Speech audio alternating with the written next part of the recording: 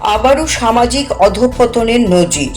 প্রতিবেশী যুবকের দ্বারা ধর্ষণের শিকার 7 বছরের এক শিশুকন্যা। ঘটনা ডুকলি এলাকায়। গুরুতর অসুস্থ অবস্থায় শিশুটি এখন জিবি হাসপাতালে চিকিৎসাধীন। এই ঘটনায় থানায় অভিযোগ জানানো সত্ত্বেও পুলিশ অভিযুক্তের বিরুদ্ধে কোনো পদক্ষেপ নেয়নি বলে জানান শিশুটির মা। বর্তমানে অসহায় মা জিবি হাসপাতালে শিশুটির সঙ্গে রয়েছেন। তিনি অভিযুক্তের কঠোর শাস্তির দাবি করেন। সে যেন ভবিষ্যতে আর কারোর সঙ্গে এই ধরনের ন্যাক্কারজনক আচরণ করার সাহস না পায়। অসহায় মা জানান, এই ঘটনায় পাড়ার অনেকের কাছেই তিনি ন্যায় বিচার চাইতে গিয়েছেন, কিন্তু কেউ এগিয়ে আসেননি।